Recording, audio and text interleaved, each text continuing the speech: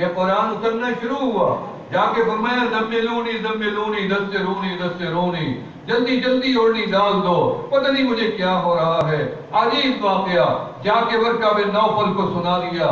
ورقہ بن نوفل نے فرمایا میری بہن تجھے مبارک ہو، یہ کلام الہی ہے اور تیرا شوہر اللہ کا آخری نبی پیغمبر ہے، میں زندہ رہا تو میں بھی کلمہ پڑھوں گا اور ان کے اوپر ایمان لے کے آؤں گا۔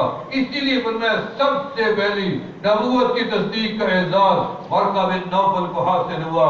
سب سے پہلے کلمہ پڑھنے کا اعزاز ام المومنین حضرت خدیجہ کبریٰ رضی اللہ تعالیٰ عنہ کو حاصل ہوا۔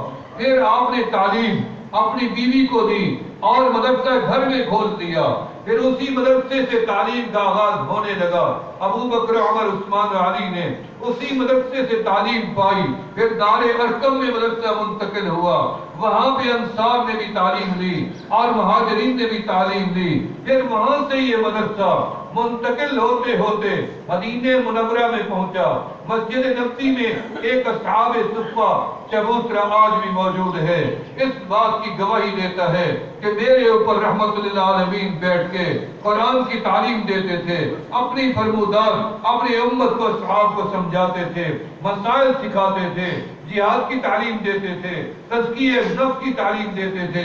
مختلف تعلیمات محمدی کا آغاز اصحاب صفہ سے ہوا، پھر مدرسہ اصحاب صفہ تک چلا گیا، پھر وہیں سے تعلیم یافتہ لوگ حتیٰ کہ معاذ ابن جبل جو علماء کے امیر ہوں گے قیامت کے دن، اور علماء کا جھنڈا اللہ رب العالمین ان کے ہاتھ میں عطا فرمائیں گے، انہوں نے اس مدرسے کی تعلیم آگے پہنچائی یمن میں جا کے۔ پھر اسی طریقے سے اس تعلیم کا آغاز یمن تک چلا گیا، حتیٰ کہ پھر واپس کعبے کی طرف تعلیم کا آغاز ہوا۔ سیدنا عبداللہ ابن زبیر کعبے کے مدرسے کے بانی بنے، معتمد بنے، اور پھر وہاں سے یہ تعلیم منتقل ہو کے کوفے تک پہنچی۔ یہ علم دین وہاں لے جانے والے مولا علی شیر خدا رضی اللہ تعالیٰ عنہ ہیں، اور اس ادارے کی نگرانی اور نگہبانی حضرت عبداللہ ابن مسعود کی ذمہ داری میں آئی۔ پھر مدینہ منورہ باقی بچا، سیدنا عبداللہ ابن عباس کی ذمہ داری مدینہ منورہ کے ادارے کی آئی۔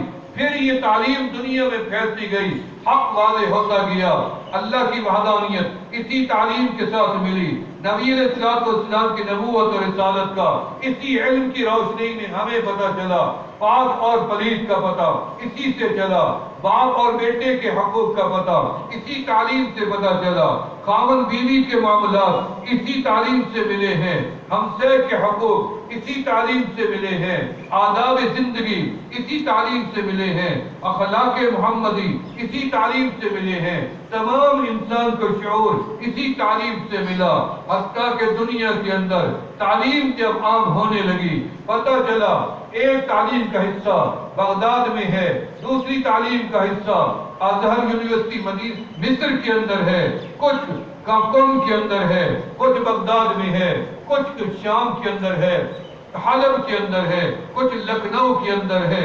حتیٰ کہ ہمارے ہی مناظر اسلام حضرت علامہ عبدالستار تونسی رحمت اللہ علیہ اکثر اپنی تقریروں میں بتاتے تھے کہ میرے وہ علم قم سے بھی کتابیں پڑھی، کچھ علوم کی کتابیں میں نے بغداد سے پڑھی ہیں، کچھ میں نے لکھنؤ سے پڑھی ہیں۔ اس کا مقصد ہے کہ علوم کی یکجائیت تو موجود نہیں تھی، لیکن علوم موجود تھے۔ اللہ رب العالمین بھلا کرے حضرت نانوتوی رحمت اللہ علیہ کا، جنہوں نے اس امت کے اوپر اتنی بڑا عظیم احسان کیا کہ انہوں نے سارے علوم کو دنیا سے لے کے جا کر کے ایک ہی ادارے کی بنیاد رکھی، اور اس کو بھی دار العلوم دیوبند کے نام سے پہچانتے